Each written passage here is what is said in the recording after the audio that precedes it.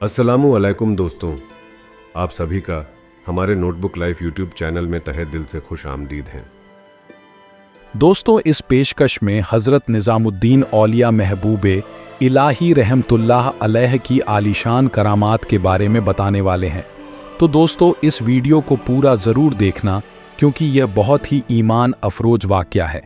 दोस्तों, अगर आप भी औलिया एकराम से मोहब्बत करते हैं तो वीडियो को पूरा ज़रूर देखें और जितना हो सके इसे शेयर करें। हज़रत निज़ामुद्दीन औलिया अल्लाह वाले थे। अल्लाह वालों की यह आदत रही है कि वह दुनियादारों से ताल्लुक नहीं रखते थे, दुनिया वालों को पसंद नहीं करते थे। दुनिया वाले उनके पास आएं या दुनिया वाले किसी मनसब वजाहत के साथ उनसे मिलने आए।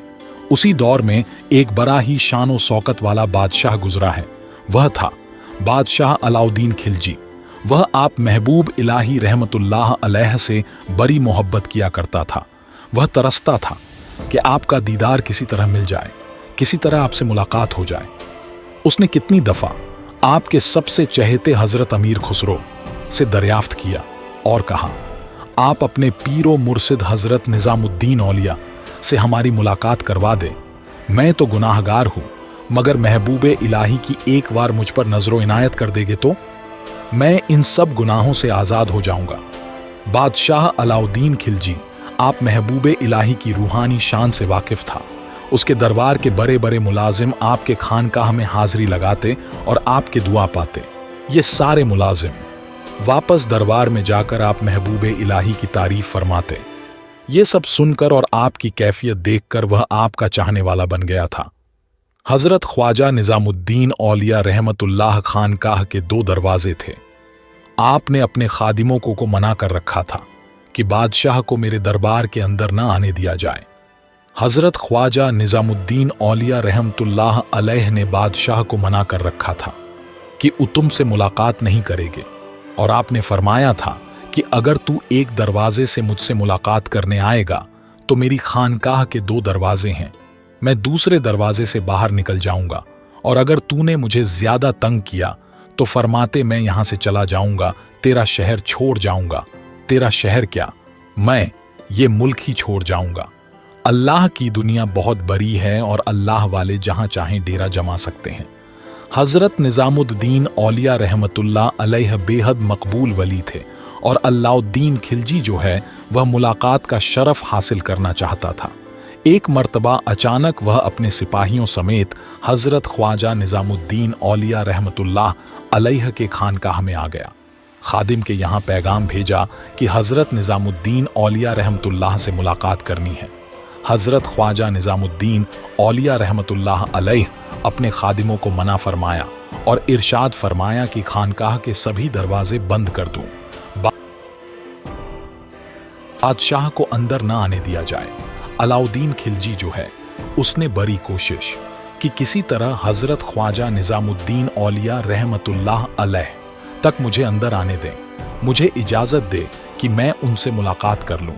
हज़रत ख्वाजा निज़ामुद्दीन औलिया रहमतुल्लाह अलैह ने मना फरमाया तो उसने एक ख़त लिखा हज़रत ख्वाजा निज़ामुद्दीन औलिया रहमतुल्लाह अलैह की बारगाह में एक पर्ची लिखकर अंदर भेजी कि हुजूर आपके दरबार के यहाँ भी खादिम हैं, मेरी बादशाहत के अंदर, मेरे मुल्क के अंदर, मेरे दरबार में भी, बादशाह के यहाँ भी सिपाही हैं, चौकीदार हैं, और आपके यहाँ भी चौकीदार हैं। तो फिर फ़कीरों और बादशाहों के यहाँ फ़र्क क्या रह गया? चौकीदार तो आपने रखे हुए, दरबारी तो आपने भी रखे हुए, सिपाही तो आपके यहाँ भी हैं और सिपाही मेरे यहाँ भी हैं, चौकीदार बाबा मेरे यहाँ भी रखे हुए हैं। तो फिर बादशाही और फ़कीरी में क्या फ़र्क रह जाता है?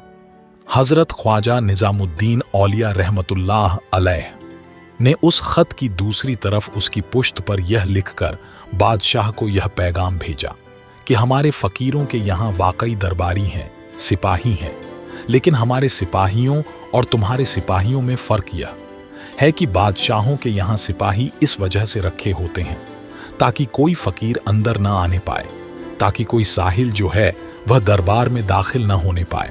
लेकिन अल्लाह वालों के यहाँ सिपाही इसलिए रखे होते हैं, दरबारी इसलिए होते हैं ताकि तुम्हारे जैसे बादशाह दरबार में न आने पाए।